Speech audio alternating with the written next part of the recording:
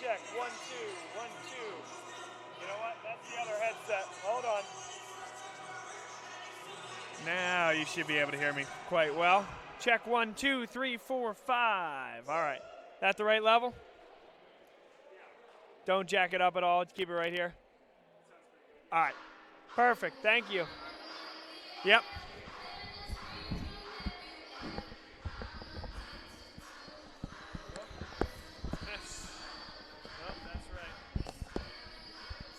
Check 1, 2, 3, 4, 5, 6, 7. Check 1, 2, 3, 4.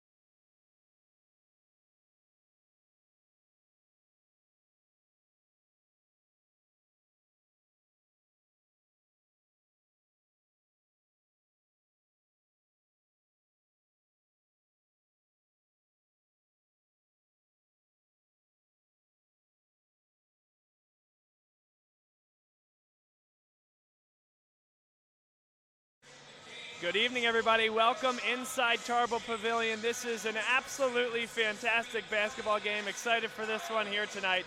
Bob Long, Jacob Brady. We should have an amazing game between Johns Hopkins and Swarthmore, numbers 1 and 2 in the Centennial Conference.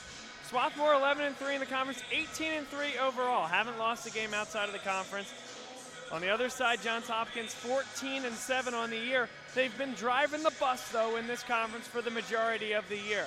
As recently as just last week, had only one loss in the conference and a 2-game lead on the Garnet, but lost 2 games this past weekend, including a game to Muhlenberg, and now all of a sudden things change here. This is an opportunity for Swarthmore to get that stranglehold back in the conference.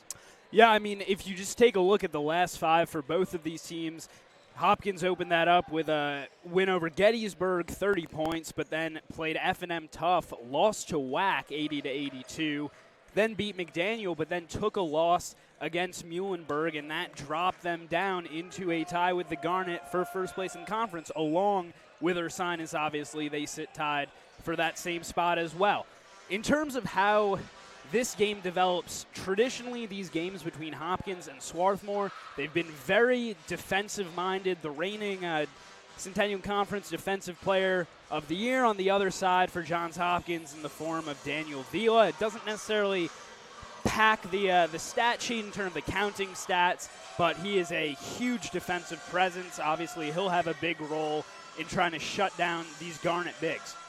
In terms of what the Garnet really need to do to get set in their offense and to dictate the pace of this game, I think they need to set the tone early with Cam Wiley especially. They can't let Hopkins get set in their half-court defense and slow down the pace to where they want it. I think if they start off with some designed Cam Wiley drives, they'll do a great job of getting Hopkins on their back foot and making them scared to actually sit back and wait to get set in the half court before they try to pressure this Garnet team. Although the great thing about this Hopkins program is I don't think they're scared of anybody. That's true, yeah. They have won some huge games over the years, including against the Garnet. The last time they played in this building was the conference championship game, led by Connor Delaney and Michael, and a great game by Michael Gardner. This team took down the Garnet in what was a surprise that evening. The surprise is gone. Gardner is an absolute stud. Unfortunately for Hopkins, Delaney won't be playing. He's only played 10 games and is out injured. But the combination of Gardner, Vila, O'Neal, who had the game-winning shot just earlier this year in Baltimore, it's going to be a really tough matchup for the Garnet, a game-of-the-year caliber. That's exactly what you're getting here tonight, and the way these two teams are going to deliver. So now we'll send it down to the public address announcer for the introductions here on GSN.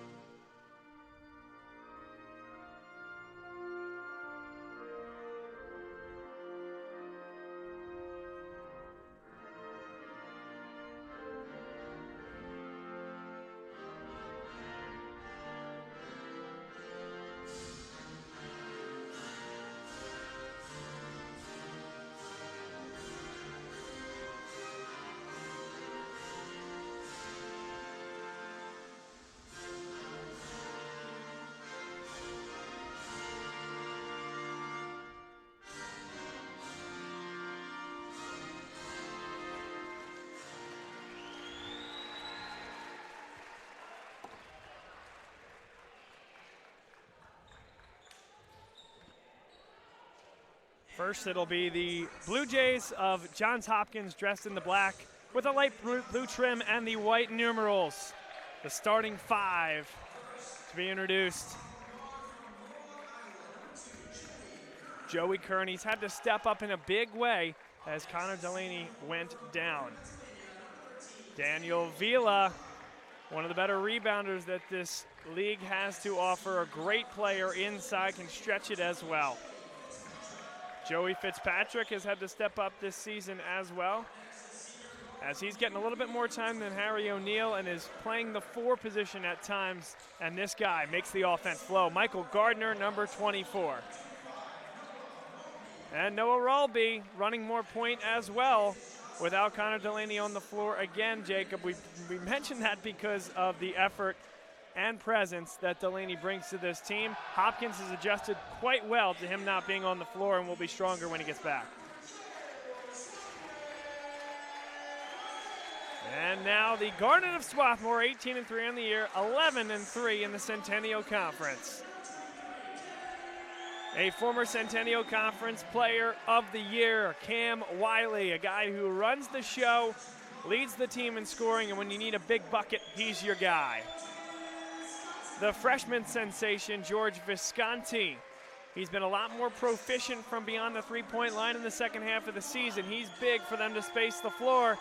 And did I say space the floor? Connor Harkins shooting 43% from deep and has been the guy to knock down the big three this season.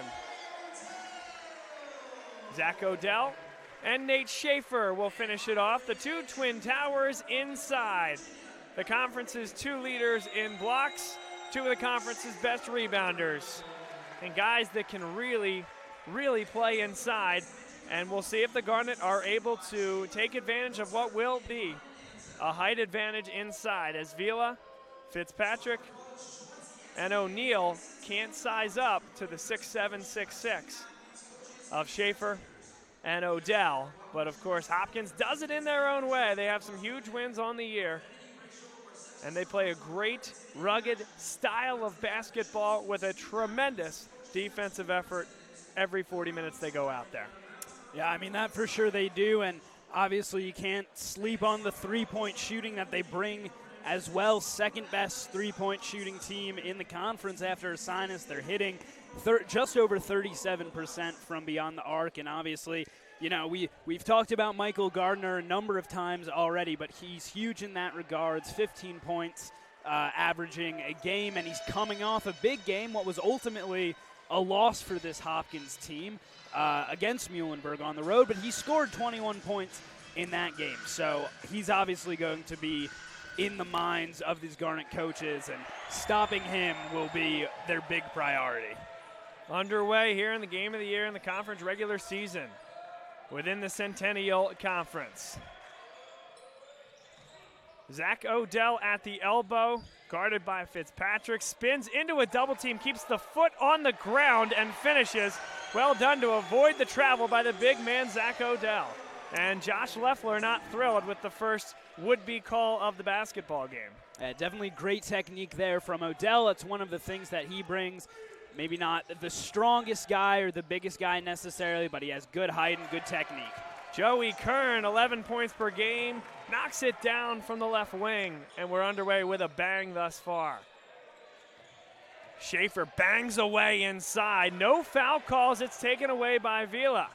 A tremendous defensive player for this Hopkins team and plays with a lot of physicality.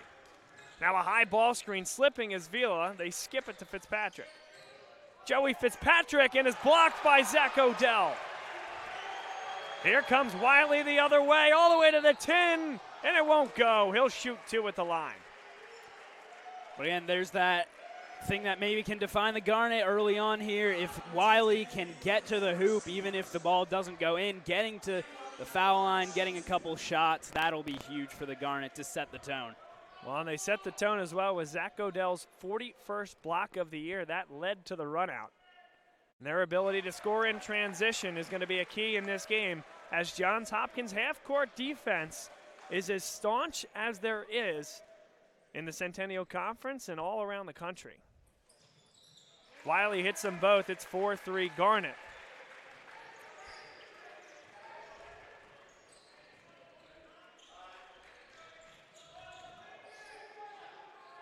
Hopkins in many ways running what could be seen as a four-guard offense. Fitzpatrick being asked to play more down low defensively. But a true four-guard look here for the Blue Jays. Little shake, gets Wiley in the air, and Wiley comes back to block it. No numbers for the Garnet. I thought Visconti traveled, no call. Odell spins baseline too strong off the glass, gets his own rebound, and that one falls. Give him an offensive rebound and 2 points for his efforts. And there's that height advantage as well. He just stands deep inside the paint there. Couple black jerseys around him, and he just rises up over all of them. Kern has it now, and a hold inside. George Visconti got tangled up with Noah Rawlby. Rawlby by way of Boca Raton, Florida, St. Andrews School. Rawlby, one of those guys that's been around this program a long time and makes life difficult both offensively and defensively.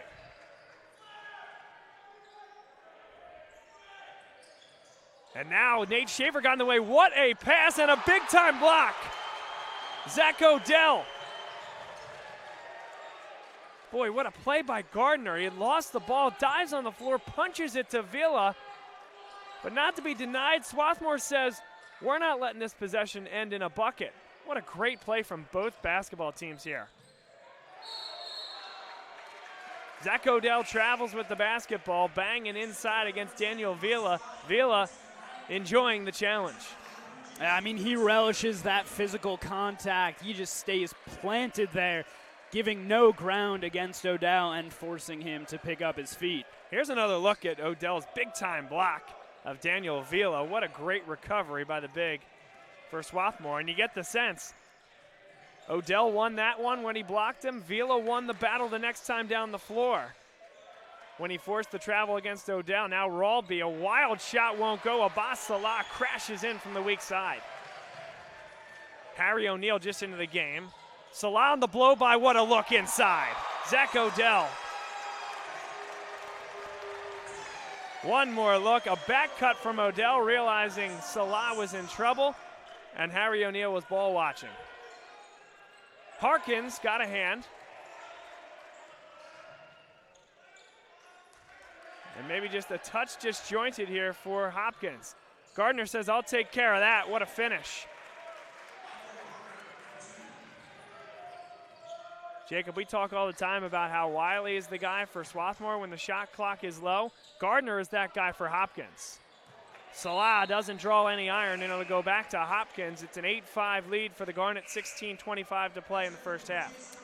I mean, Gardner, he's that same number one option when you need a shot, you put it in his hands, and you trust him to go to work. And that's what he did there, obviously. Ryan Ingram checks into the game. A little backcourt pressure as now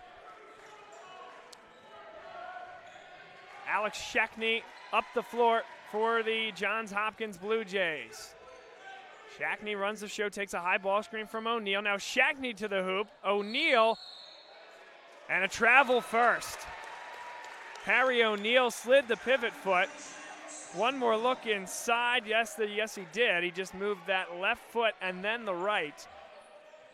Back the other way.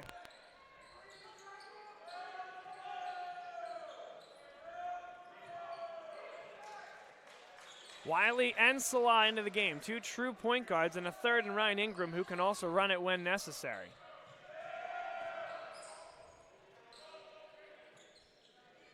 Salah with 5 to shoot. Drives inside. Great look for Nate Schaefer, and he finishes. And caught ball watching was Alex Shackney. Again, good vision by Salah. Hesitated there, saw the cutting Schaefer, and a nice pass by him through some tangled legs to get the easy look. 10-5 Garnet lead. 15:23 to go in this one.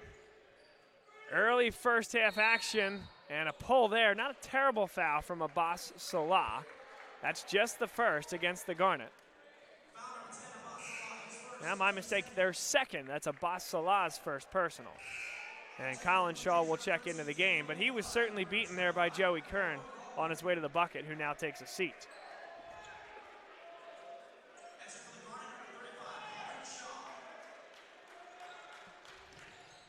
Good hands there by Ingram. 17 seconds left on the shot clock for the Blue Jays. Vila fakes the handoff.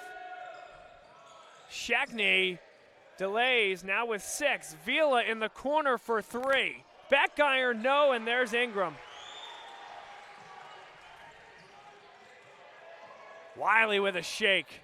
Hopkins hit on the three-point shot. He'll shoot 3, and Gardner is tabbed as the culprit on that foul. That's Johns Hopkins' second personal, Gardner's first. A little bit of a questionable decision there on the pass by Wiley. Hopkins was completely covered there in the corner, but he did draw the foul, so it all works out in the end.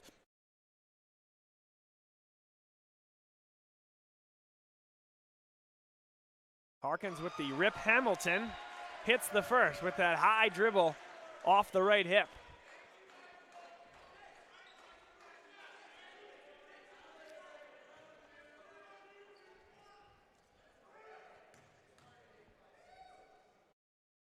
Harkins hits the second. One more coming for Connor Harkins.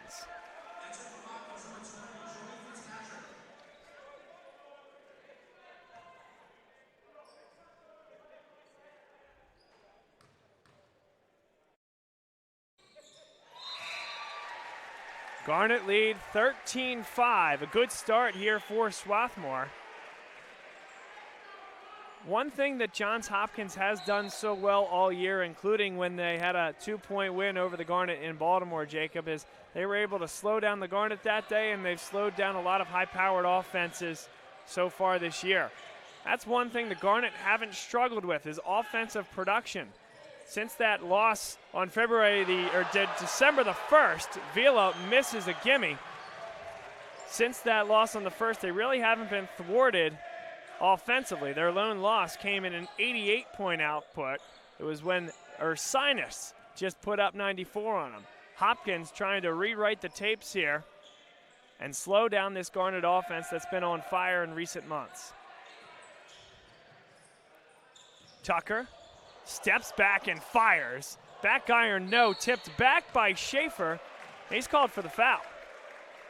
Wasn't a ton of contact there. They say he jumped into Vila. Vila certainly had good box out position. Yeah, it looks like he tried to go over the top there and just lost a little bit on the body control. Schaefer's first personal, the third on the Garnet of Swarthmore. 13:57 to go in the first half. Gardner with a high ball screen. Good hedge and recover there by Schaefer. Now Fitzpatrick a drive. Vila bangs inside. Kern for 3 in the corner, front of the rim, no good, and it'll go back to Swarthmore.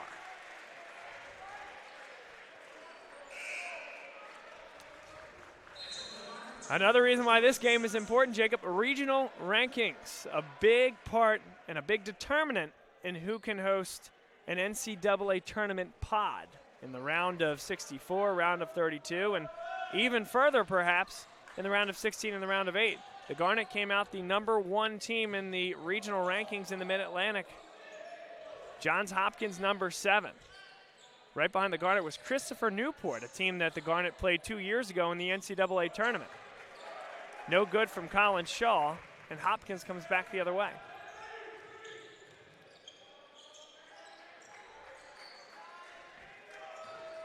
Blue Jays dressed in their road black uniforms, blue trim, white numerals. Vila has it top of the key. They love to run this high ball screen action, and here it comes again. Kern, now Fitzpatrick. He's a great driver to the rim. Just can't finish it.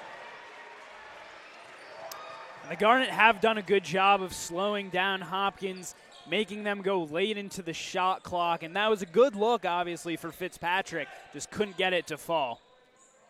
Schaefer at the elbow. Power dribble, gets rid of it. Visconti fires away and hits it. And it's a 16-5 lead for the Garnet.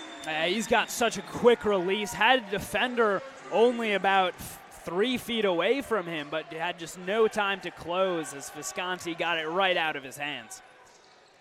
Now a pull-up just north of the foul line, banking it home. Braden Johnson a freshman guard at 6'6", but plays more like a forward at times. He's gotten more and more time as the year has gone on. His role has increased, and exactly what you'd expect out of a Josh Leffler coached team, freshman making an impact.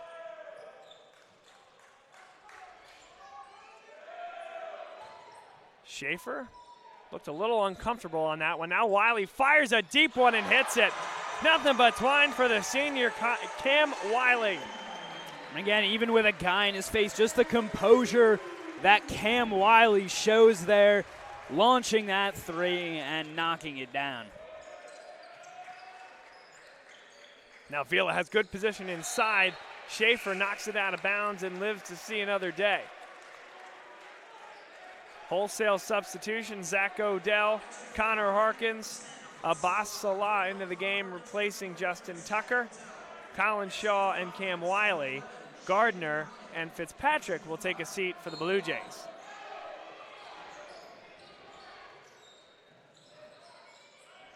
The safety valve is Johnson, adroit play to let that bounce into the backcourt. Ralby takes the ball screen, pulls up, feeds it inside, and a foul is called against Zach Odell. That's the fourth team foul against the Garnet, just the first on Zach Odell. Garnet have been playing with a lot more intensity in recent games. They've been, putting their hands in all the passing lanes, been getting some steals, tip balls. Obviously, that one gets called as a foul, but in general, they've just been showing more of a dedication, I guess, to trying to disrupt opponents' play. And all that is great, but the Twin Towers for the Garnet, both with one foul apiece, something to monitor as the game goes on. Ralby does a good job to keep that dribble. That's not a travel. Swarthmore fans want it. No good on that shot comes from Johnson. Good rebound by Harkins. Yeah, Odell did get into foul trouble this past Saturday. Only played about 16 minutes or so. I'll keep him fresh certainly for this game, but definitely don't want to have either of their bigs sitting. Visconti, good drive inside. Puts it up and good. How about the patience from the freshman, George Visconti? One more look inside. Keeps that pivot foot the whole time. And a great lefty finish. Timeout on the floor.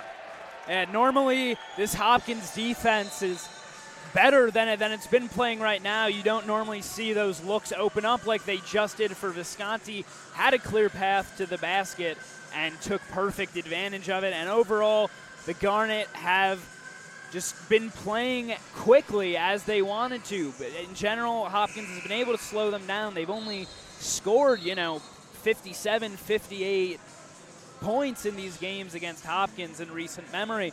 But they're on track to go well north of that, and that's definitely how they want to play. It's a Hopkins team that has struggled to score recently, so a 14-point lead is something that feels perhaps even more than that against a team like this. However, it goes without saying, there's a run coming from this Hopkins team. They're just too good for that not to happen. We are very early in this basketball game. Swarthmore, they've just thrown the first punch in a 12-round bout. Good look inside. Vila. Schaefer stays with him the whole time, and that is fantastic from Vila. Salah stays on the pivot foot, skip pass to the corner. Garnet can now reset, 20 on the shot clock. Salah traveled with it, just got a little bit too far ahead of himself. And give credit to Johns Hopkins. There have been a few times where they've drawn travels, Jacob, because Swarthmore's made a decision where they're going to dribble the ball, and they've just found a Blue Jay defender right where they were going. Right. Salah lost his footing and then didn't take the opportunity to get it back, tried to regather himself as he was driving, and that just never ends well. Joey Kern holds, looking for Gardner. This is a good defensive matchup here too. Salah against the talented Gardner. Harkins gets his hand in the passing lane, pulls it away from Tom Quarry. Quarry now guards Harkins. A guy in Harkins that I don't think Hopkins wants to see beat him. What a play by Gardner there. Blocked by Zach Odell. What a play. Visconti drives. Too strong off the glass. Gets his own rebound. Ingram got it. And the Garnet lead by 15 with 9:05 to play in the first half.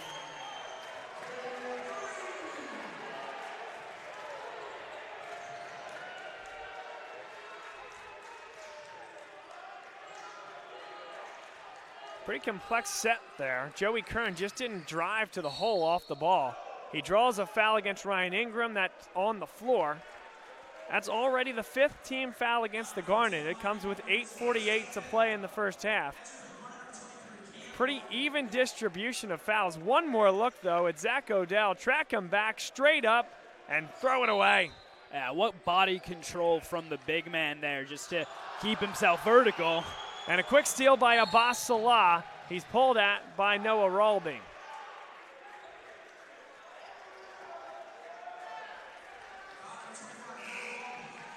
Ralby picks up his first.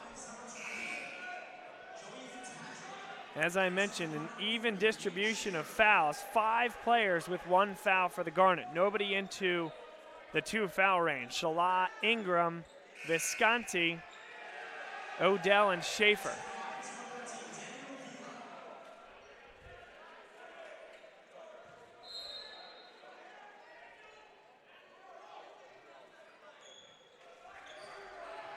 .25 on the shot clock. Hopkins stays man-to-man. Wiley against Kern. Now a high screen comes. Great slip. Zach Odell, count it. And that's a thing of beauty from the Garnet. Yeah, what great movement by Odell there. Gets the pick set and immediately sprints to the basket. Easy finish for the big man. Hopkins has been running very similar sets. A lot of high ball screen action, trying to make things difficult on Swarthmore and make him either hedge or recover or switch. Kern, too strong off the glass. Wiley picks it up and spins. Doesn't have numbers. Will pull it back. Gardner might have taken a little bit of a shot as Wiley distributed that pass. Zach Odell barely draws the iron, and Hopkins back the other way.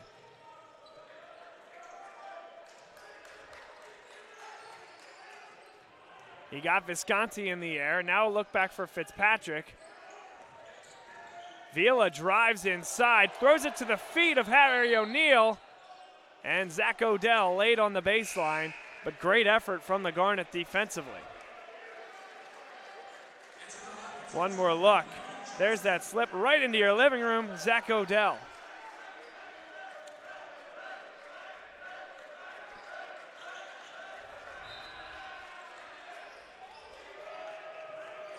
Gardner off the screen, dives to the tin, back for O'Neal, tees it up, and hits it. Big shot for Harry O'Neal. Wiley with the floater, a little short, got his own rebound, and that one won't go. That one won't go either, but he'll shoot 2 at the line. Wiley can't believe it. In amongst the trees, takes some contact and a bit too strong. 2 offensive rebounds there for Wiley, and he gets 2 at the line. Yeah, it's rare you see a guy grabbing balls like that amongst people that have 5 or 6 inches on him at least, but Wiley just mixing it up inside. Wiley just the least bit short on that first foul shot.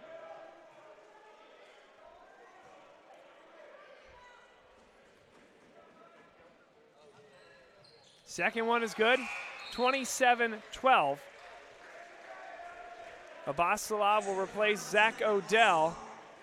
And the Garnet trying to limit the minutes, I think, for Odell and Schaefer. 1, because of the way Hopkins is going to bang all night long. But 2, from a foul perspective, anytime on the bench, if they can hold their own, the better.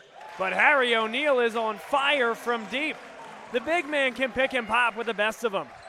He's single-handedly dragging Hopkins back into this one. Could be a 27-9 game, but 2 huge shots from him. Schaefer spins. Back for Shaw. Gets his defender in the air, and what a finish. A guy who just loves to get to the hole. Great soft touch around the basket that time. Easy finish for him. Now Fitzpatrick drives inside, lost the ball, and it goes back to the Garnet. One more look and just lost possession. And again, Harkins just staying lateral in that defense there, sliding his feet, keeping his body controlled and forcing the turnover. A lightning quick first half thus far. 6 minutes left. We started well after 7:30. Now Shaw, the little guy, backs down. He's blocked inside, and a foul is called. And if you're Josh Leffler, you're not going to like that one. I don't blame him. Let's get another look. Looks like all ball from here, and the call comes from the guy near half court. If you're Leffler, that's got to drive you absolutely nuts. Maybe I was looking at there was maybe some contact on the elbow, but not a good look there from the referee. Keep in mind, there is a referee standing 2 Right. feet away from that on the baseline. Shaw misses the first. Chance to get the Garnet to 30.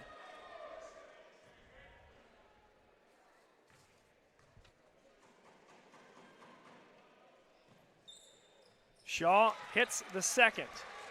That missed foul shot was just his 4th on the season, shooting 87% coming into the game. Goes 1 for 2 at the line.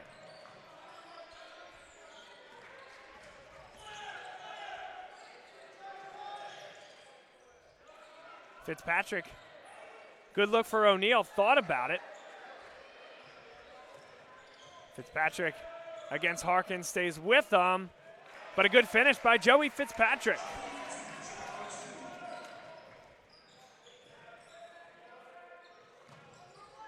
Now Ingram on the right wing.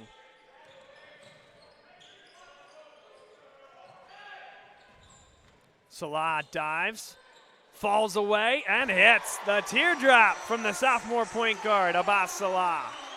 What a tough shot there, and Salah has struggled with his shot at times, but glad to see that the confidence is there from him to put up a look like that.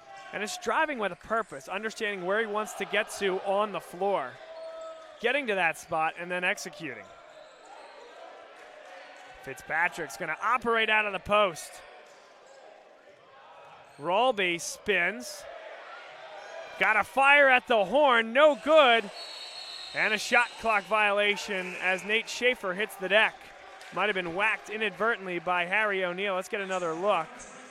And may have just fallen on his own volition. But really great defensive play by the Garnet.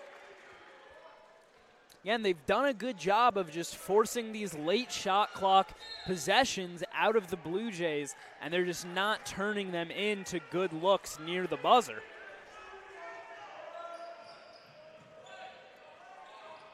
Good front there by O'Neal, made that tougher to enter it to Odell. So Wiley over the top, no good, tapped back by Harkins, but right into the hands of Kern. And here comes Rolby without numbers.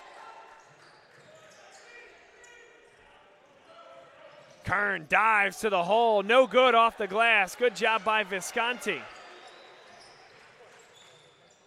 Ingram for 3, no good. Pulled away by Gardner, and no travel is called. Tough to explain that one.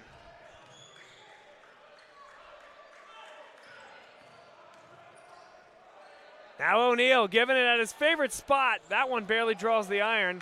And here come the Garnet the other way. Probably an inadvertent save. Now a 5-on-4. Dishing off Odell. Tough to run the break better than that.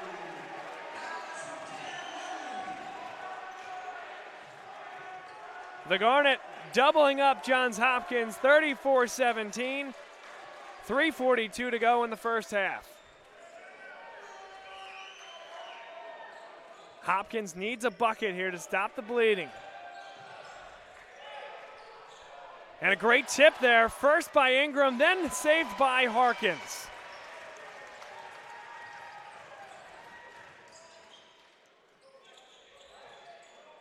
Does Wiley want to take this one himself? Inside they go, Zach Odell. The floor is spaced. Tough shot. Count it. I mean, everything's just falling for Odell right now. 6 for 8 from the field. Give him 12 points, 3 blocks as well. I mean, it's hard to have a better game than what Odell's been having right now. And Josh Leffler still searching for answers. Timeout on the floor.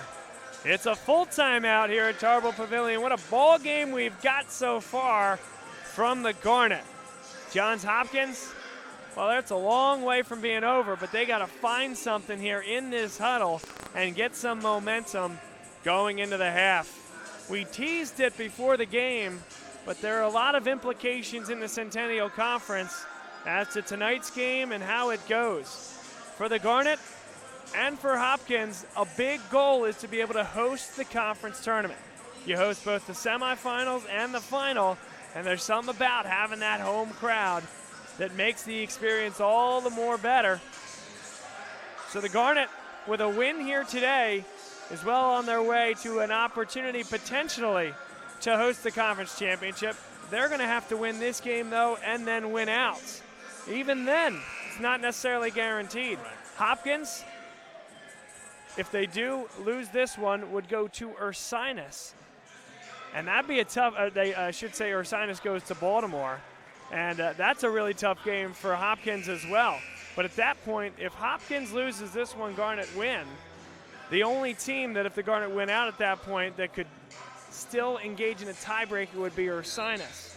And based on the tiebreaker, it would come down to who finished higher in the Centennial Conference standings, Dickinson or Franklin and Marshall. The reason I select those two teams, the Garnet lost to Franklin and Marshall, Ursinus lost to Dickinson.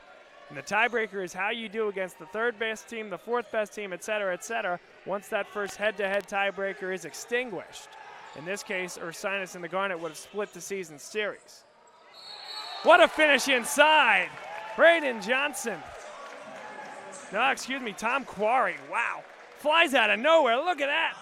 That's a nice way to start off your shift in this game, making his first minutes and just flying in for the finish.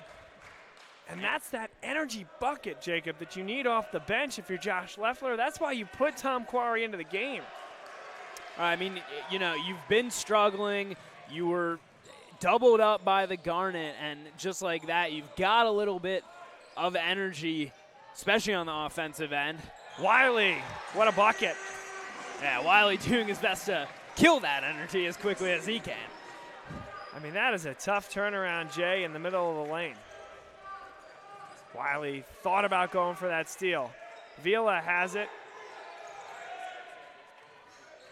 Shackney, they look to enter it. Now a good drive from Kern, counted in one. A little giveaway foul by Ryan Ingram.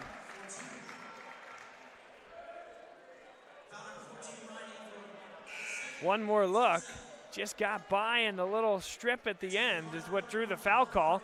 That's the second personal against Ryan Ingram. And he will take a seat. Him and Visconti now with a pair each for the Garnet.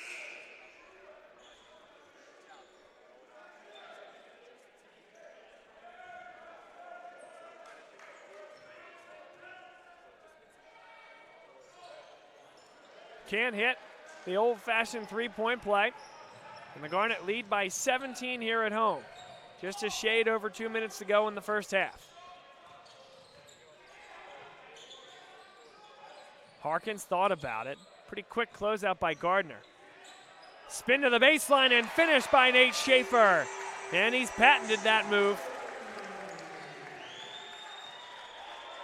40 points in the first half against Johns Hopkins. There are not a lot of teams that can say that. Shackney stays on the pivot foot. Vila launches a three, no good. Long rebound back for Quarry. Now Kern, no good. Couple of good looks for Hopkins. Wiley is fouled, no shot. That's only the 6th team foul against Johns Hopkins. So the Garnet will inbound, and one more look.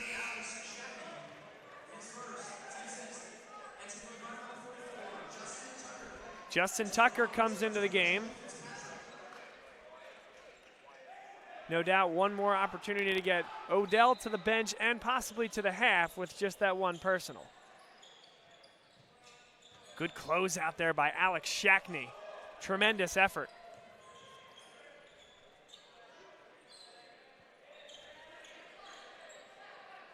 .15 on the shot clock for Cam Wiley. Shackney stays with him every step of the way. Wiley for three.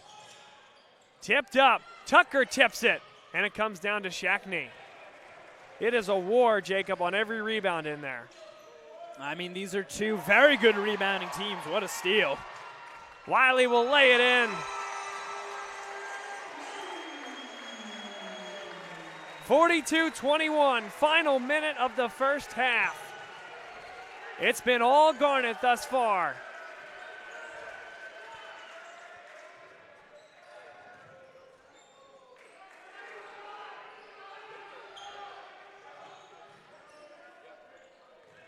Gardner, when the going gets tough, they look to this guy. Great look inside. Vila puts it in.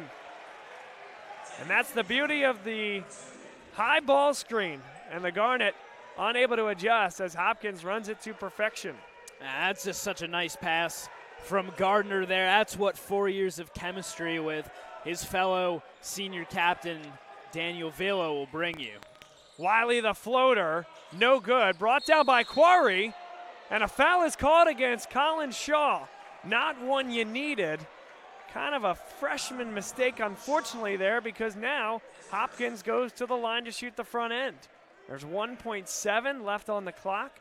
Hopkins isn't even going to get a shot off. Just his first, but not one you needed. I think Shaw was hoping for the jump ball there, maybe get another catch and shoot opportunity. But yeah, you're right, at the end of the day, it's just not something you need. And Quarry hits the first, earns his second.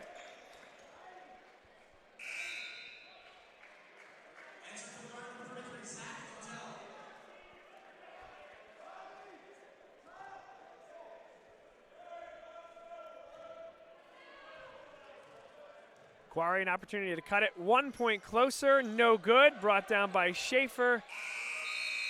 Tries his best football toss down the floor. And that's the half. Garnet lead by 18, 42-24. And it's all going right for the boys in white here tonight.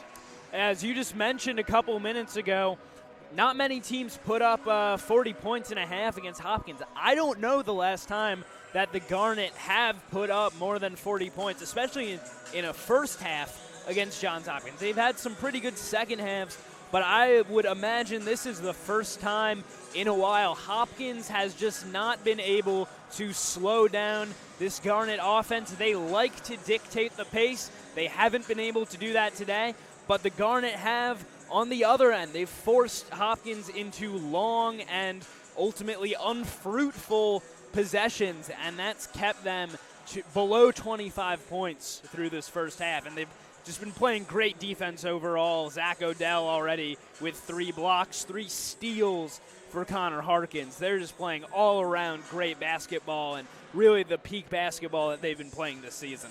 One more look at one of those big-time blocks by Zach Odell. Make no mistake that this is a game that this Garnet team had circled on the calendar. There was a taste in their mouth that didn't taste good with the way they lost that first game in Baltimore. It was a time when the offense was struggling a little bit. They lost the next game to Franklin and Marshall on the 1st of December. Ursinus had them on the ropes as well in what was a low-scoring game, very different than the game they played against Ursinus in Collegeville. So they kind of caught the Garnet, the Hopkins Blue Jays did, in a little bit of a rut at that time. And this team wanted to come out, show themselves, show that they're a better offensive team than they played in Baltimore, and they certainly have. Now, make no mistake about this. This Johns Hopkins team is really good and is really proud. And this second half, watch this first 5 minutes. They're going to come out with fire, energy, try to cut this lead in half in the first 5 minutes, and you're going to see one heck of a basketball game the rest of the way. There's nowhere to go. Don't go anywhere. We got a great 20 minutes of basketball coming your way. Hopkins is never out of it, no matter how you look at it. They always fight back. They do not, get beat down. It's not something they do. Halftime here at Tarble Pavilion, Swarthmore 42, Johns Hopkins 24. Jacob Brady alongside me, Bob Long. Thanks so much for being with us here on GSN. It's simulcast on Centennial Conference TV, and we will be right back.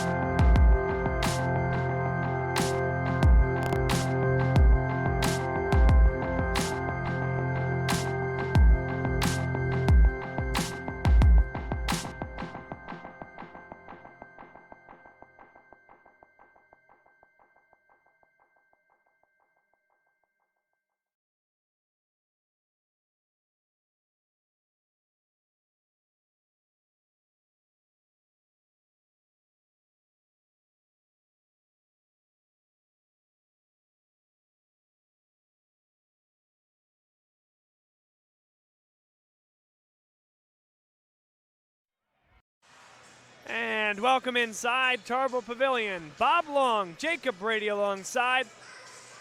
GSN's presentation of Swarthmore men's basketball about to commence here in the second half.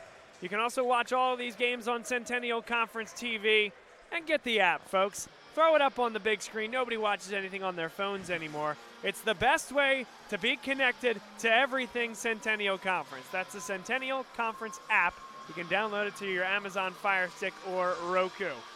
And while you're on that app, you can turn up a game that's also going on simultaneously in Collegeville, Pennsylvania. Of note to Swarthmore Garnet fans and Johns Hopkins fans is that Washington College, the Shoremen, currently hold an 18-point lead, 38-20 at half over the Bears of Ursinus, a possible shocker of all shockers as the Shoremen of Washington College do everything they can to fight their way into the conference tournament and, frankly, might be the conference's hottest team right now. What a finish that could be. Of course, that would open up the Garnet or Hopkins, the winner of this game, for a streak where they can win out and earn themselves the first overall seed in the Centennial Conference. Exactly. I don't think that was a game that anybody was expecting to be where it is right now.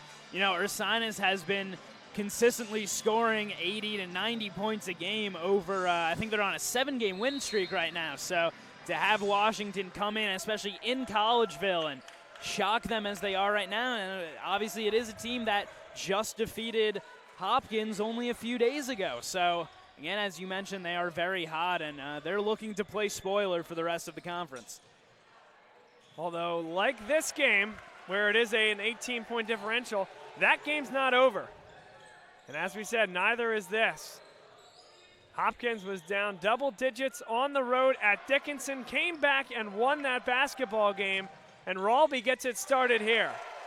First basket of the second half goes to Johns Hopkins. It's on a broken play, a turnover, and finish. Now a double team comes on Wiley, could use a timeout, thought he stepped on the sideline, and now a foul is called against Hopkins. And Josh Leffler saw what I saw. Yeah. He saw him step on the sideline, and it went uncalled. So it could be momentum shift. For the time being, goes the Garnet's way, and it's the second personal foul against Daniel Vila instead. I mean, one of the things we noted right at the break was how is Hopkins going to come out in the first 5 minutes of this game, and clearly they're coming out with intensity and aggressively trying to trap Wiley there along the sideline, almost getting the positive result out of it. And that's 2 quick ones on Daniel Vila, 3 total. So a little swim by Nate Schaefer. Very adroit play by the junior big, understanding as we get a look through the official there, but understanding what he could do, and now forces Vila to the bench with his 3rd personal foul.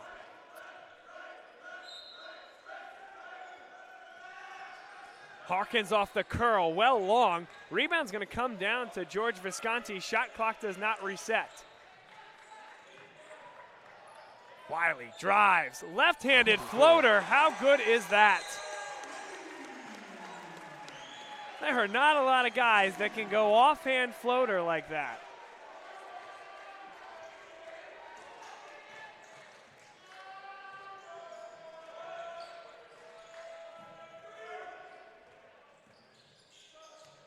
O'Neal thought about the 3.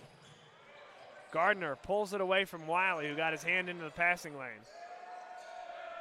11 to shoot for Joey Kern.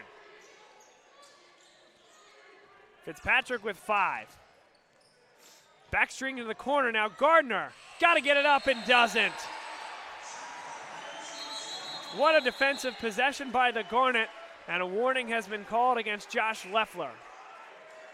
That's just what they've been doing all game. They've been forcing those long possessions, and Gardner just took his eyes off the clock for too long, lost track of the shot clock, but again, they're just sticking to what they've been doing this whole game. Leffler less than thrilled with the officiating, less than thrilled with his team. The effort's been there here in the second half to start things off, but the Garnet kind of undertook a quick sucker punch by Johns Hopkins, got back up, and really have maintained and now extended the lead. A 20-point lead as Abbas Salah gets all the way to the 10, and a back screen there by Nate Schaefer allows him to get there. Here's another look. You're going to get a great look at this as O'Neal is just bodied there by Schaefer, completely legal. As a foul is now called against Johns Hopkins. That's the third personal against, they have Quarry listed, but I don't think Quarry was on the floor. Ralby takes a seat. So it might have been a foul on Ralby. Actually, what that was, was 14 against the Garnet. So that foul came against Ryan Ingram. That is his third, and so he has to take a seat. Good look to the corner. Fitzpatrick thought about it, nearly carried the ball. Now Shackney. Shackney, back for Kern. Down to 3, got a heave one at the horn. Draws the iron, and O'Neal comes down with it. And the referee blew the whistle. Referee blew the whistle, but that clearly hit the rim. And you can hear him mouthing, "My fault." So they're going to give possession to Johns Hopkins. And perhaps a little bit of a break for Hopkins there, because I also think that O'Neal went up with the ball. Shaw got his hands in there, but because the whistle came earlier, the referee can't go retroactively call what should have been a jump ball there. Right. So now Hopkins gets the basketball and doesn't have to transition the possession arrow. Trouble getting it in. O'Neal is the safety valve. Shackney is there. Alex Shackney with a cross, now a floater. Can't get it over the front rim. Shaw is fouled by O'Neal. Great box out position by the freshman Colin Shaw. One more look in there, Shaw, and there really wasn't a ton there from Harry O'Neal. That's his first, team's third. Boy, it is tough to evaluate though, isn't it? I mean, every call, every rebounding opportunity down low is an absolute war in this basketball game. Yeah, I mean, it's easy enough to second guess off of the replay, but in real time, that's just a tangle of bodies. Now Odell, double team comes on him, back cut, Abbas Salah, how'd he do that? Lost it in midair and somehow puts it over the front rim. I really want to see more of him out on the floor because he can be electrifying. Hasn't been has had struggles at time, but when he's on, he can be electrifying. And that one thrown away by Shackney, left his feet and threw a one-handed grenade there into the Johns Hopkins bench. It's a 22-point lead for the Garnet of Swarthmore. Full court pressure here from Johns Hopkins. It'll be the freshman Shaw. Double team comes on him. Wiley will pull it back. Garnet can afford to be patient. No need to run at Johns Hopkins' pace. And a grab called against the Blue Jays. Fourth team foul against Johns Hopkins. That's the third on Braden Johnson, the true freshman. I mean, that's a quick sequence of fouls. Those two early ones on Vila really hurt them as he is yet to return to the game. And already sitting on 4 there. Over halfway there to the bonus. Connor Harkins hits the 2 off the curl. Very similar play to the go-ahead shot that he hit against Franklin and Marshall in this building. Something that this Garnet team does so well. That little curl off the out-of-bounds look. A hedge and recover from Odell. 3 over the top, no good. Garnet come back the other way, leading by 24.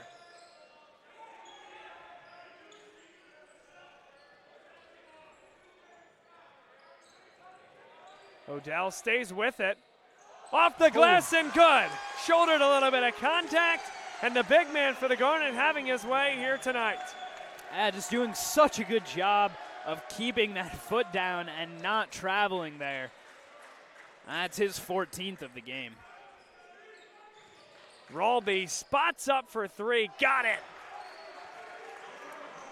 That's one that Johns Hopkins surely needed. Back to 23. And certainly a big point differential, but a lot of time left. Still 15 minutes left in this basketball game. Johns Hopkins goes to a zone look. First time they've done this all night. Salah got to get rid of it. 5 seconds left. Wiley goes behind his back. Tough shot. No good. That did hit the rim. And it's going to be Johns Hopkins basketball with 15 minutes left in the game. Shout out to Commissioner Steve Ulrich, watching the game at home here tonight, and certainly an eye for the commissioner to have on this particular game. The conference's 2 top teams here tonight, a rematch of one of the best games the conference has had to offer all year. And a big shout out to him in his final year as commissioner of this conference. He's taken it into the new age. From a digital network perspective, it's as good as any conference out there at the D3 level. And I certainly appreciate Ulrich bringing me into the fold and making me feel part of the family. So our best to Steve Ulrich out there watching the game here tonight.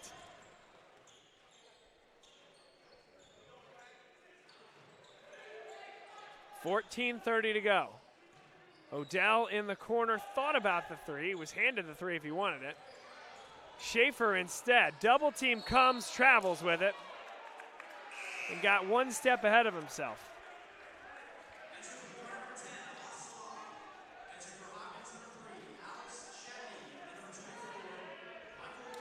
Landry Kosmalski not thrilled with the contact that Joey Fitzgerald was shoving right back into Nate Schaefer, and I do think there's a point there. But then again, the officials have let the guys play pretty much all night, and I don't think that's going to change. Now that's an offensive foul against Fitzpatrick, and maybe that's Landry Kosmalski getting his wish. A chuck on the other side by Joey Fitzpatrick trying to take the screen, and that's his first personal. Yeah, perhaps a little bit of karma there on Fitzpatrick.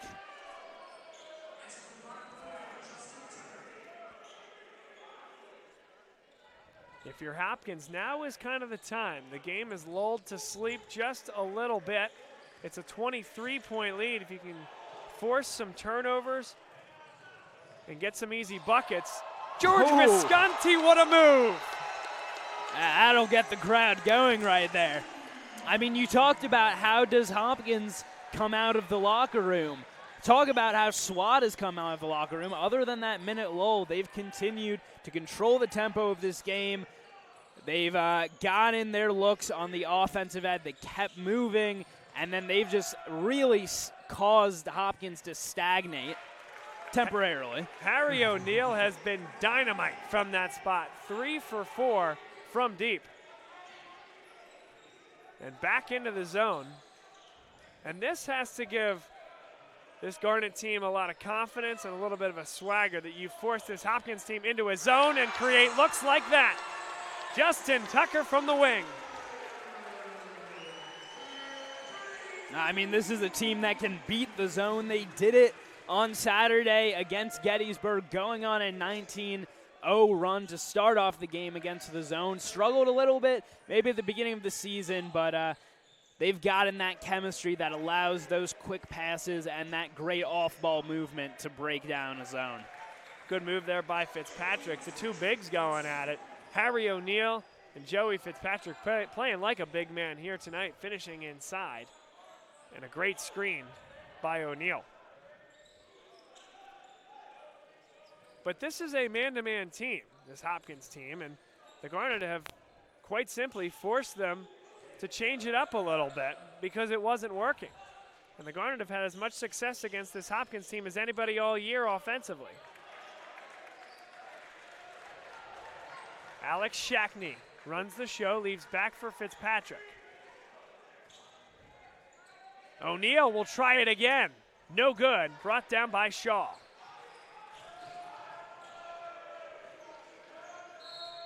Timeout called by Swarthmore with 12 minutes to go in the basketball game and a 23-point lead for the Garnet here at home in a game that they've had circled all year on the calendar.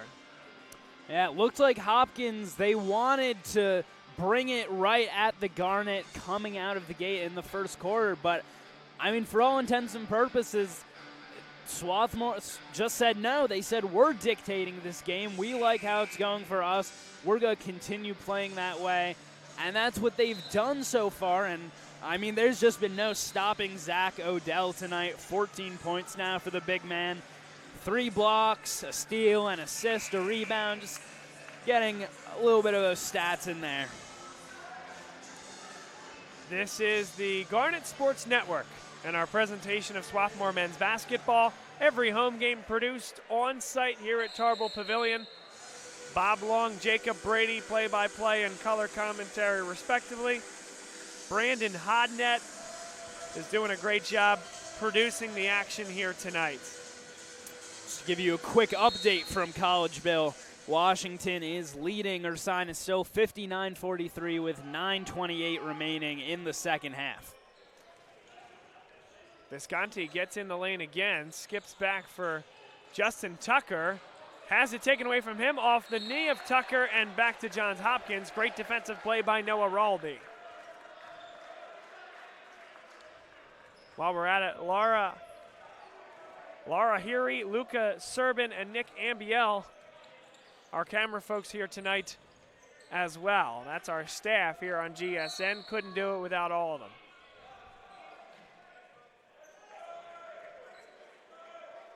Garnet called for the foul. Cam Wiley picks up his first. That's the team's second.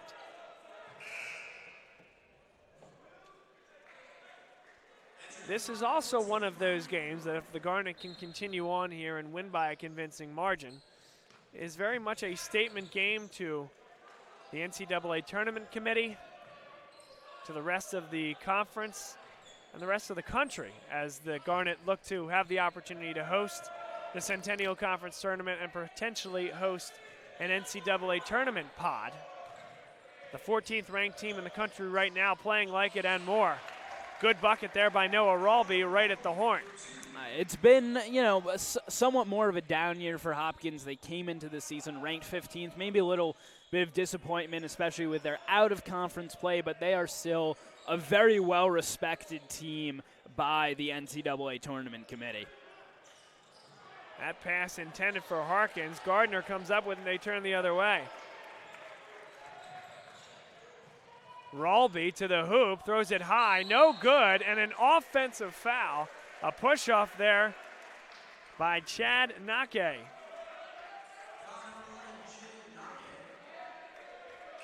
Now, to your point about Johns Hopkins being down, I'll say this. First, I don't know if I'd agree. But second of all, before a week ago, they had a 2-game lead on the Garnet in the Centennial Conference. I mean, they were in the driver's seat, whether or not the national rankings reflect that. They also went out to the Midwest and played Wisconsin-Platteville. They played Whitworth, which is still in the top 15 now. So they challenged themselves out of conference. It's just been this little slide over the last week that came at the wrong time, and also has to be stated, we mentioned it at the top of the broadcast, Connor Delaney has only played 10 games this year, and he is a big part of what they do. Without Connor Delaney, they don't win the conference championship game here in Tarbell Pavilion last year. Don't know his status. Certainly hope for Hopkins' sake that he has an opportunity to make it back, but admittedly I'm not well enough versed on what their expectations are there. But for their sake, and they should be a tournament team, you hope that they can get him back for that. Good drive inside. Joey Kern shoulders some contact and hits it. One more look. Able to use his body to throw off Zach Odell.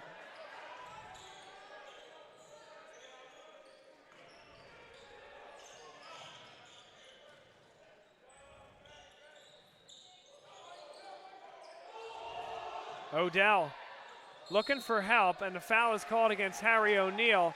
Little lateral body movement. One more look. Probably wasn't much there. And a little bit of frustration from Josh Leffler. That's the 7th team foul. Front end of the 1-and-1 for Zach Odell.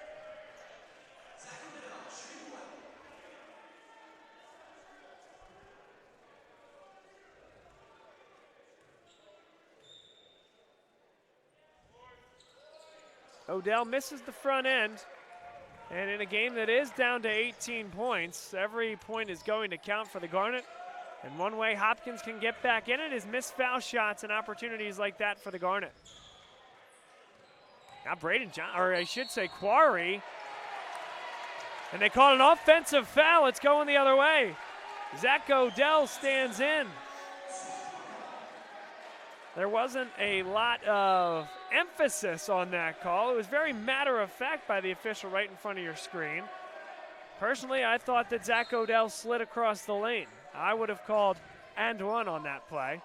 But the official stands on the baseline, thought he was in a legal guarding position.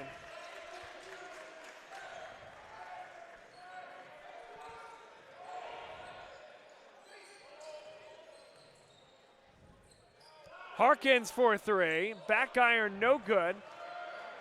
And Jacob, Hopkins is getting the stops. Yeah, I mean, this is their timeout. There's still 9 minutes left in this game. That's a big three. Timeout called by Josh Leffler. And just like that, Johns Hopkins is back within 16, and we got ourselves a ball game here at Tarble Pavilion. Yeah, I mean, I think you call this just to get you guys settled down a little bit. The lead was 23. It's down to 16. That is by no means insurmountable. That's a quick 7-point swing for Hopkins, and they are very much still alive here with 8.5 and change to play. Yeah, like you thought this team was going anywhere. Right.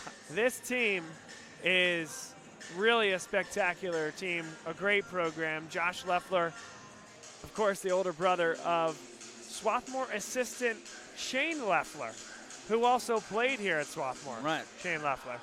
So as did Josh. Yes. Yes. And it's a family affair. Exactly. And I guess you got to talk up Swarthmore again, training some great coaches out here. The tree, right? Yeah. The coaching tree doesn't just start from being behind the bench or on it starts from playing the game as well at a school like this. And I really think that what you're seeing here tonight, Glenn Robinson's been in the league for 48 years and has been nothing short of spectacular with his 940-plus wins. But this coaching matchup right here, Josh Leffler, Landry Kosmalski, if the conference is so lucky to keep guys of this caliber, we're going to see this matchup for a long time at the top of the standings. Right.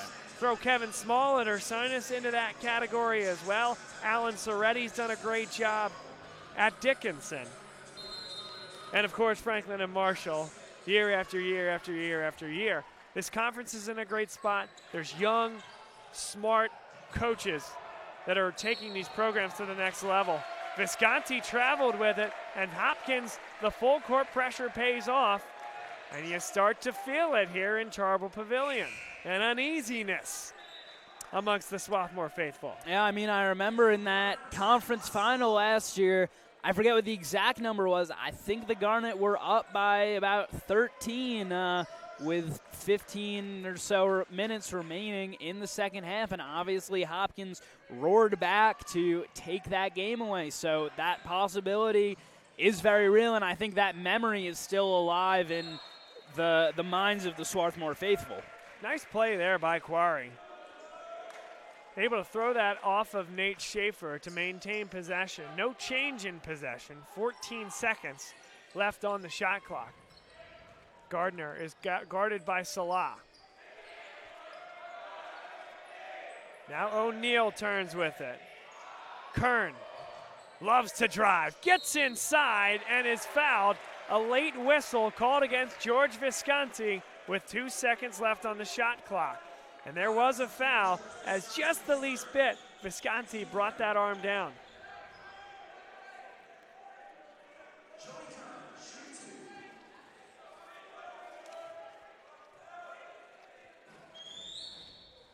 Kern hits the first. Down to 15. That'll give Visconti his third personal in the process, so he and Ryan Ingram are creeping up there just a little bit, and you start to worry about those fouls. Garnet shooting an electric 58% from the floor here tonight. Johns Hopkins 43%, little less than their season average. Garnet out-rebounding Johns Hopkins 28-16, no surprise, a team that comes in with a double-digit rebounding margin on the year. That's on average. Garnet, one of the best rebounding teams in the country. But right now, they're finding a Hopkins team that's tightening up defensively. Wiley for three. No good. Brought down by Quarry. And the lid starting to squeeze a little bit tighter on that rim for the Garnet. Vila for a huge three. No good, and what a box out by Salah.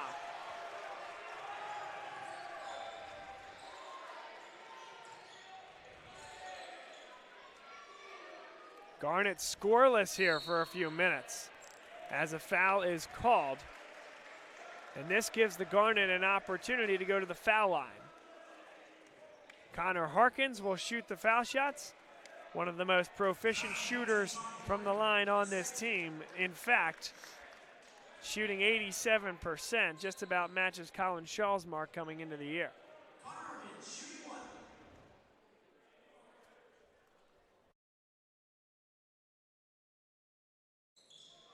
Harkins misses it though, and that's two front ends, Jacob, that have gone begging.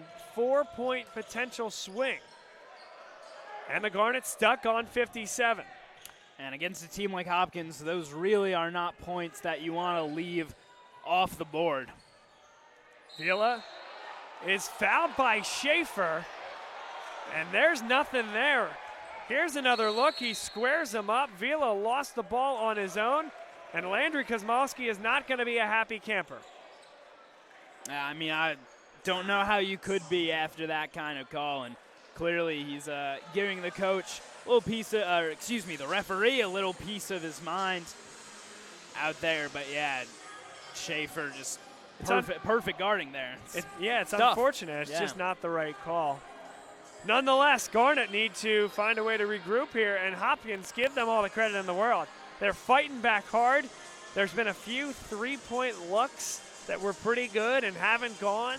I mean, they're 2 3-point shots away here from being in single digits, and it's not difficult to imagine that reality with some of the looks that they've gotten in the last few possessions. Yeah, I mean, sometimes you just cool off, and that's what's happening for the Garnet right now, and Hopkins has remained patient throughout. They're doing their best to stay in. They're not giving up hope, obviously, continuing to fight, and very much still in this game. This is the Garnet Sports Network, live on SwarthmoreAthletics.com. It's live on the Centennial Conference Digital Network. You can download the Centennial Conference app. You can download it to your Roku or Amazon Fire Stick and put us in all our glory. Well, maybe not you and me, but the folks on the floor in all their glory on 55 inches, 65 inches. If you're still one of those 42-inch guys like I am, whatever size television screen you got in wonderful HD, you can watch all your Centennial Conference action. I think we're still stuck at 37 in my house, so you've got me beat. Here's Gardner, guarded by the much longer Zach Odell. He can back it up a little bit. He doesn't need to guard him out there. Little shake, got Odell in the air and hit it. Michael Gardner cuts it to 13. What a player. 6:42, Wiley nearly loses the ball. This is as close as Hopkins has been since midway through the first half. And the Garnet scoreless in the last few minutes, they throw it away. Yeah, but the way that Hopkins is playing defensively now, that's classic for them. This is what you normally expect, and it's helped out by some uncharacteristic Garnet mistakes and a good deal of sloppiness. They've only scored 15 points in almost 15 minutes of play, so this is not what you normally expect out of this Swarthmore offense. About a 4-minute scoreless streak, and that will end. That's one way to get the offense going. D leads to O.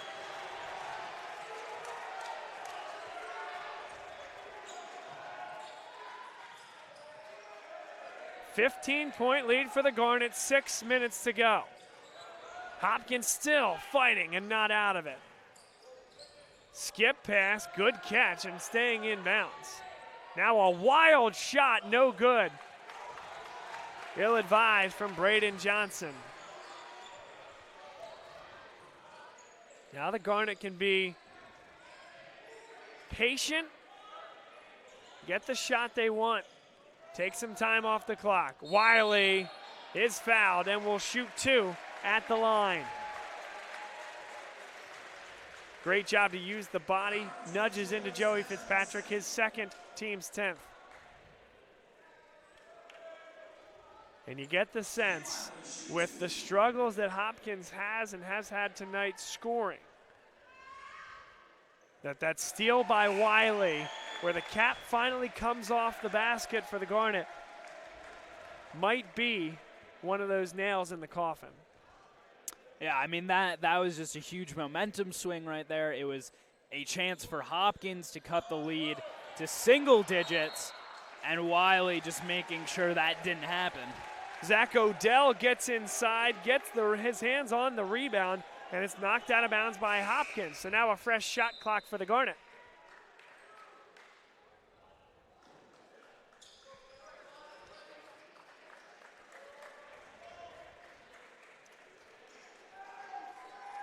They'll inbound underneath their own basket, 16-point lead, 5:27 to go.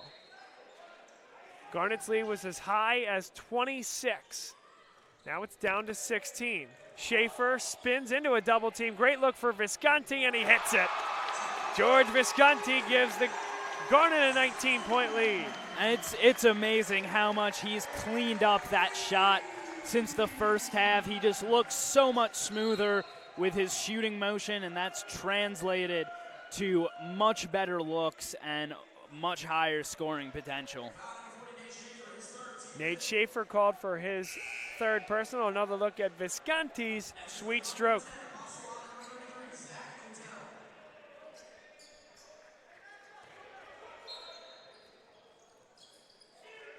Hopkins looking to inbound and find Harry O'Neal.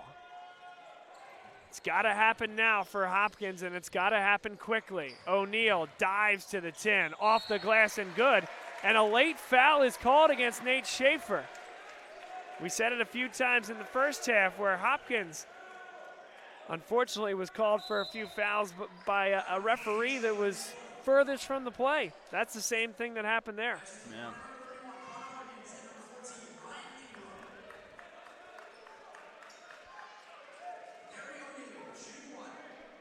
An update from Collegeville, 3:08 to play. Washington College, a 69-57 lead against Ursinus. So the Bears trying to crawl their way back into what was an 18-point deficit at half. Elsewhere, Gettysburg, a 75-74 winner, and Muhlenberg leads 66-64 against Haverford. And this Haverford team, low in the standings, but continues to play just about everybody tough. And the Garnet will have to go to Haverford, I believe, next Wednesday, I think. So that'll be obviously a tough matchup. Haverford doesn't scream great team, but they're playing tough basketball. George Visconti shoulders contact and will shoot 2 at the line. 4:44 left in this one.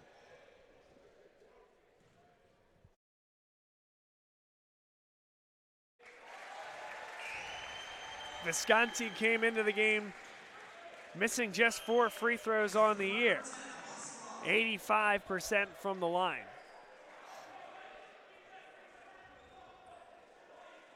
One more coming for the freshman at the line.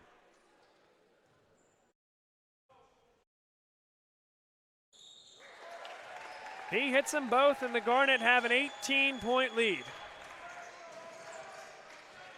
Rolby now off for Gardner.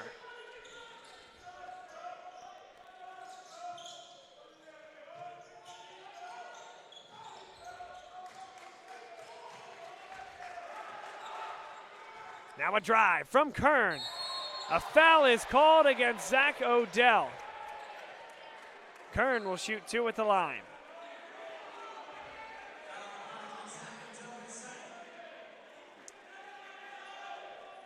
Looks like they'll Zach Odell is with Schaefer in foul trouble, sitting on 4 right now. He will. They'll be relying on him to stay out there. Maybe they'll get Justin Tucker involved again, but he is their go-to right now, so he's got to stay out of trouble.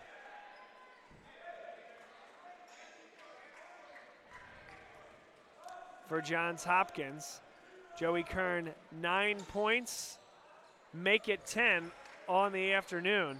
Harry O'Neal leads all the Blue Jays with 15 points on the night. Yeah, he's having himself a day from outside the arc. Odell with patience, 17 left on the shot clock. Looks inside, Odell lost it out of bounds. Good defense there by Michael Gardner. One more look, Gardner got just enough of a hand in there and caused Odell to mishandle it. Gardner, though, not his best day. The Garnet have gobbled him up offensively. Just 4 points for Michael Gardner. Back cut Kern. He beat Cam Wiley defensively. Josh Leffler calls a timeout. It's down to 14. And little by little, this Hopkins team makes their way back. I mean, sometimes you just got to chip away. You might have thought that 26-point lead was insurmountable. By no means against this Hopkins team, and I've been impressed by their tenacity throughout this game. It's easy enough to let yourself, sort of feel like you're out. You've got the sense that Josh Leffler was getting frustrated after being given a warning by the ref, but he's tightened it down since, and as has his team, and they're giving the Garnet a little bit of a scare here. Still maybe not quite at that level, but they're making them a little nervous, I think.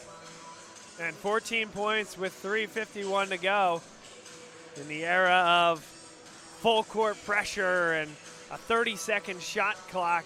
It's not insurmountable, not even close. I mean, Harry O'Neal came out and hit three-point shots in the span of about 2 minutes. Things can turn. This basketball game is far from over, and the folks here in Tarbell Pavilion, I think, understand that, given that the struggles Hopkins has given the Garnet over the years. And Landry Kosmowski certainly understands that now as he breaks the huddle with the Garnet, trying to make sure that they're staying focused and making sure that they understand that every possession herein is just as important as the first possessions of this game and everything they've done here in the second half. 26 in terms of the deficit has become 14, and Hopkins picks up full court. Two of the best that this conference has to offer going at it here tonight. It was a blitz early from Swarthmore. They continued that lead into the second half, and for the last approximately 8 minutes, it's been Swarthmore. Foul is called against Johns Hopkins. He got clocked, but that was after a grab where he got into the personal space of George Visconti.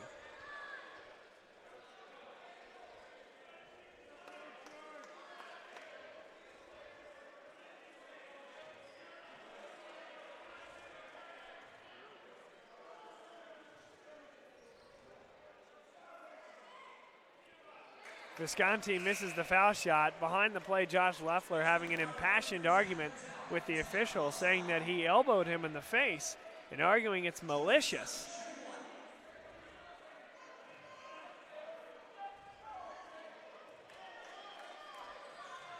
And the official's response was that it was a basketball play. Could have been a travel. In rhythm 3, no good from Johnson. Visconti pulls it up, and the clock now the Garnet's friend. Visconti turns with it, back into a double team. What a pass there by Salah. A little bat towards Ryan Ingram. And the Garnet out of trouble for now. Don't see many touch passes at this level. Odell looks to the corner. Open three, Visconti. No good. And a rebound by Ryan Ingram. He's fouled by Michael Gardner.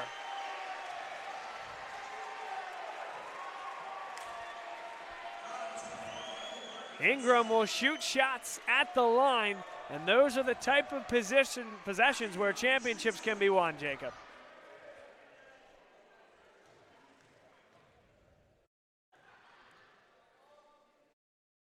Ingram, an 88% foul shooter coming into the evening. It feels like we keep talking about how the Garnet are sending very proficient foul shooters to the line. Hopkins coming in at 87, Ingram at 88, Visconti at 85. Ingram doesn't hit the second one, and the foul is going to be called against Visconti. And so now that's the 7th team foul against the Garnet. Since it's on the rebound attempt, it's considered a loose ball foul, and thereby it'll be number 23, Braden Johnson, to the line shooting 1-1. And the 4th personal against George Visconti. Yeah, there's a couple of Garnet players really creeping into foul trouble, and Schaefer's still out on the floor with 4. Ingram's got 3 to his name, so they have started to add up late here in the second half. And at this point, with 3 minutes left, Landry Kosmalski saying, hey, we're just going to throw them out there and play until they theoretically foul out. Braden Johnson hits the foul shot. That's what they need. Have to score when the clock is stopped if the opportunity presents itself. The Garnet, on the other hand, have not been as great from the line, particularly here in the second half. They're 11 for 19 on the night, just 58%, including 2 missed front ends. And Ingram going 1 for 2 on the last trip to the line. I mean, they average around 80%, I think 78% from the free throw line as a team, so well off their normal mark. Visconti in the corner, full court pressure, Joey Kern. The freshman given the liberty to dribble the ball up the floor. Harkins gets it across, picks up the dribble. It's deflected, out of bounds, last touch by Joey Kern. Tries to make the argument, but physics tells you when that ball bats forward like that, that is last touch by Kern. Yeah, I don't know how that could have been touched by Wiley unless he was putting some crazy backspin on it. I don't know, maybe he's a golfer, Jacob, you never know. Ingram nearly throws it away. Here's Schaefer. Oh, a late foul is called. No, they're going to count the bucket. So offensive goaltending called against Vila.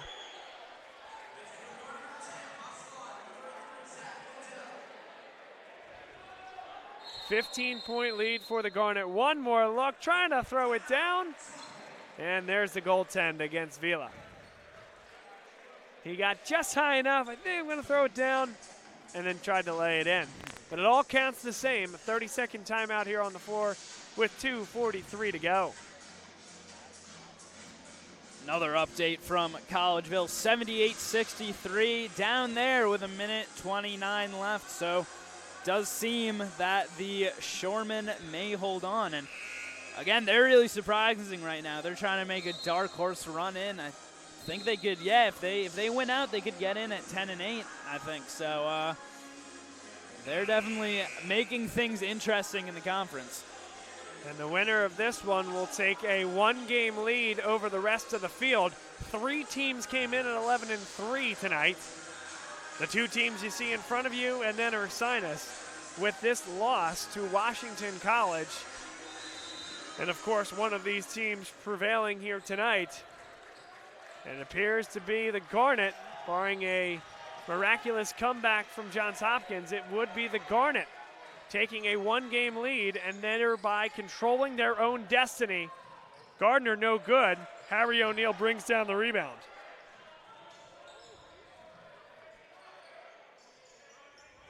Skip pass to the corner. Here's Braden Johnson. Brings it in, blocked by Cam Wiley.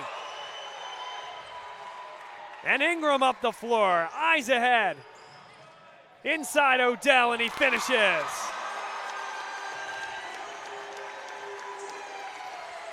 $17-point lead, 2 minutes to go.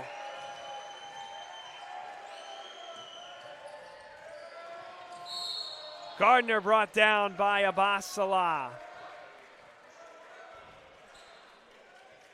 One more look at a senior Cam Wiley taking it out of the hands of a freshman Braden Johnson.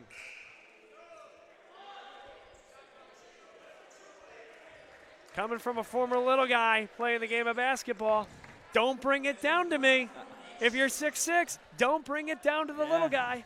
Had that clear height advantage there, and don't want to give Wiley a chance there because he will eat that ball up. Nate Schaefer pulling his best Daniel Ochefu with the towel, mopping up the spot. I assume you remember that 2016 National Championship game. Ochefu wiping down the exact spot where he needed to lay down a screen to allow Archidiakono to get free. It did the job. It did the job. Gardner hits the first here, his second. Hits that one as well. An unconventional foul shooting style where he puts that right foot so far forward, but it has worked for Michael Gardner.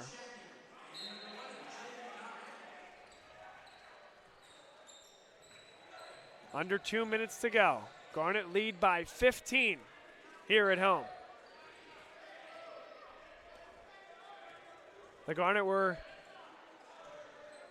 facing a tie game late in Baltimore. Harry O'Neal put a putback in to give them the lead. Wiley can't hit. And that was one of the Garnet's 3 losses this year at Johns Hopkins. Now trying to get it back. A measure of revenge here at home. Wiley brings it down amongst the trees. Wiley's a little frustrated right now, and perhaps he's used to making those shots at the other end, sort of threw his hands up. But when he gets frustrated, he plays with intensity, and that's what you want out of him, especially late in the season.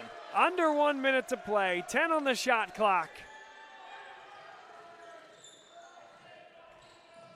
Hopkins launches one, hit as he shot. Braden Johnson called for his 4th personal foul.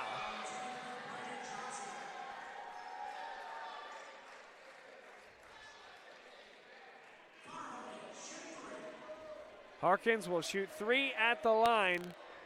The Garnet well on their way to improving to 19-3 on the year, 12-3 in the Centennial Conference, unmatched by any other team in the Centennial. Yeah, we knew at the beginning of this game that they would have an opportunity, not necessarily to control their own density, but to put themselves in the driver's seat, and that's exactly what they've done today. This will be a very convincing win over Hopkins. You couple that with the Ursinus defeat, and right now they just have to win out, and they're set. And don't think they have any breathing room, and obviously tough games on the road at Dickinson, at Haverford. Get McDaniel to finish off the season. But so it's certainly not a given, but they are in control. Hopkins hits all 3 and gets a nice hand from the faithful here at Tarbell Pavilion.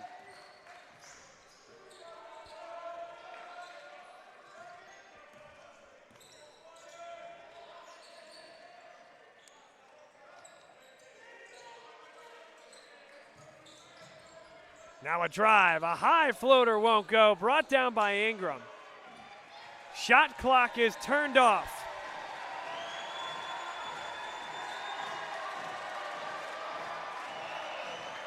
And listen to this crowd as Ingram will dribble it out.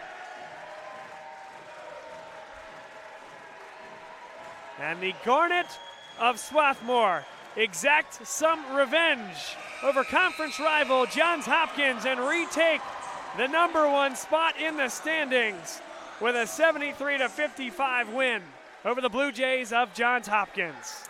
When you get a chance to stick it to old Johnny Hopkins, you enjoy it, especially as a Swarthmore fan. Traditionally, you know, we here at Swarthmore, Haverford has been the traditional rival, but in recent years, Hopkins has emerged as the main competitor in the conference, especially in baseball, in men's basketball, obviously women's soccer as well.